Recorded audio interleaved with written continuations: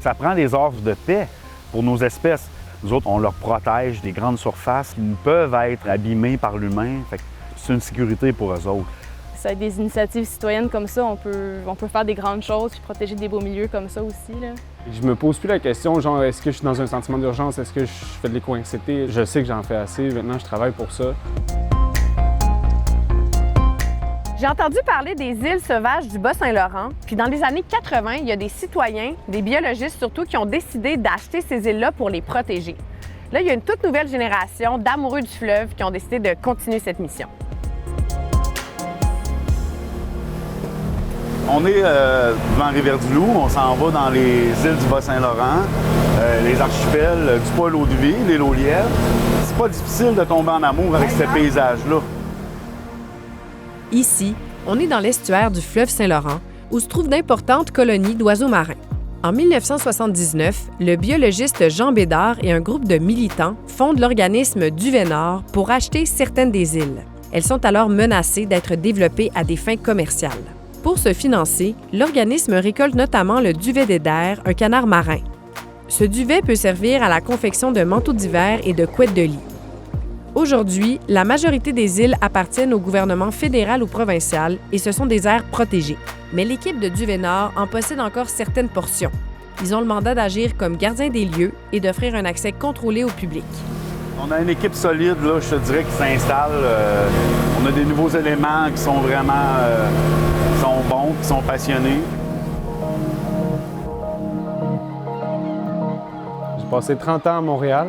Là, c'est ma deuxième année, puis je me suis établi à Rivière-du-Loup tellement que j'aime ça.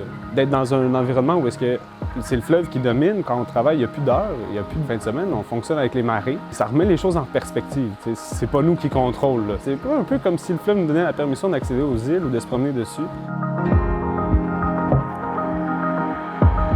Ce genre d'endroit-là se mérite d'être vu puis d'être partagé aux gens pour leur montrer que c'est incroyable le monde dans lequel on vit. Si nous, on ne serait pas ici sur les îles, ici, ça ne serait pas maintenant une réserve, ça serait une île privée qui pourrait servir pour la chasse ou quoi que ce soit. Fait qu'à ce moment-là, on ne sait pas, les colonies d'Eider, les colonies de pingouins, qu'est-ce qui serait arrivé avec ça? Il y a beaucoup de gens souvent qui arrivent là, trouvent ça magnifique et tout, mais ils nous disent il n'y a rien d'autre à faire que de la randonnée. C'est pas qu'il n'y a rien d'autre à faire, c'est qu'on veut pousser les gens à se poser et à observer. Il y a vraiment quelque chose à vivre dans l'observation puis dans la contemplation. On a érigé des bâtiments pour que les gens soient confortables. Bien, on essaie quand même de garder nos îles vraiment naturelles, vraiment sauvages. Il y a des parties de l'île qu'on ne peut pas voir, qui ne sont pas accessibles. L'île aux Lièvres est une des seules du parc marin qui soit accessible aux touristes. L'hébergement y occupe une portion qui représente 7 % de la superficie. Il y a aussi 45 km de sentiers pédestres, mais il est interdit d'en sortir. Plus de 90 % du territoire de l'île est donc une réserve de biodiversité. Tu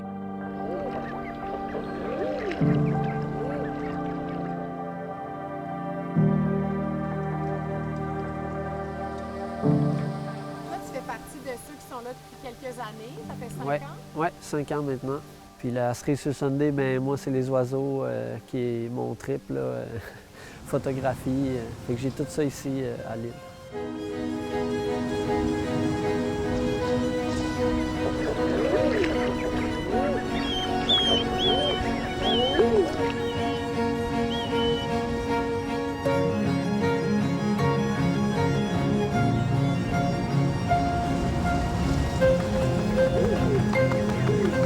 Wow!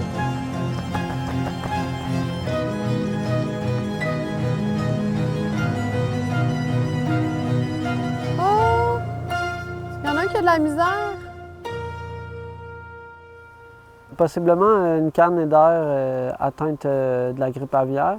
Quand ils ont les premiers symptômes, là, après ça, là, on les voit agoniser un petit peu, puis normalement, là, dans le 24 heures, là, ils décèdent. Là, ouais.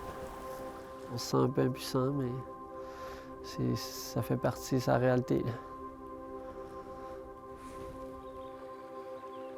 C'est un virus aérien, donc ça se transmet énormément. Donc, tous les archipels de nos îles sont touchés. Toutes nos espèces sont touchées. Comme tous les oiseaux au Québec, vraiment, là, ça prend des offres de paix pour nos espèces, où ils peuvent être assurés qu'à chaque année, s'ils retournent, ils vont toujours être capables de passer au travers d'une maladie ou quelque chose parce qu'ils ont un endroit safe. C'est une sécurité pour eux autres.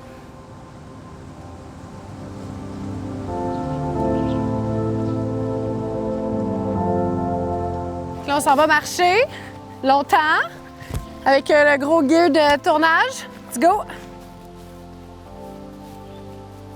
Fait qu'une fille de Montréal, de quel bout à base? De Merci. Schlag. Oui. Moi, c'est mon 3e été ici. Je cherchais un peu qu'est-ce que je voulais faire après mon bac en environnement. Je suis venue à Rivière-du-Loup. Je reviens depuis ce temps-là là, sur l'île pour me poser durant l'été. J'ai plus un petit penchant pour la flore. J'aime beaucoup aussi la faune, mais ça reste que les plantes m'ont toujours attirée. C'est ça, ici, on a l'épinard de mer. C'est comestible, ça a un très bon goût aussi, là, un petit goût salé. C'est pas toutes les plantes qui peuvent survivre dans l'eau salée. Là. Je suis tombée en amour avec l'île, puis pour l'instant, notre relation va très bien. Puis je me vois justement continuer de la protéger pendant un certain temps. Là. Je sais pas où est-ce que ça mène, mais ça reste que moi, je suis prête à faire un bon bout de chemin avec elle. Un truc à l'île, c'est qu'on a beaucoup d'écosystèmes en un petit lieu, dans le fond. Un peu plus, je pense, avec les petites baies, là, comme au biodôme. Là. Mais ça, là, on arrive vraiment dans l'écosystème alpin, là, donc on voit la petite transition de plantes. Il faut continuer le travail qui a été fait, de la faire découvrir aussi aux gens, d'avoir un accueil chaleureux pour que les gens aient le goût de revenir, ils en parlent à d'autres personnes, de protéger aussi d'autres milieux aussi par la suite, là, parce qu'ils peuvent voir que ça avec des initiatives citoyennes comme ça, on peut faire des grandes choses puis protéger des beaux milieux comme ça aussi. Là. Ce qu'il faut voir au final avec ça, c'est que ça fonctionne. Si les citoyens s'assemblent là, vers une cause et puis qu'ils sont vraiment prêts à aller loin, bien, ça va fonctionner. Ça va fonctionner.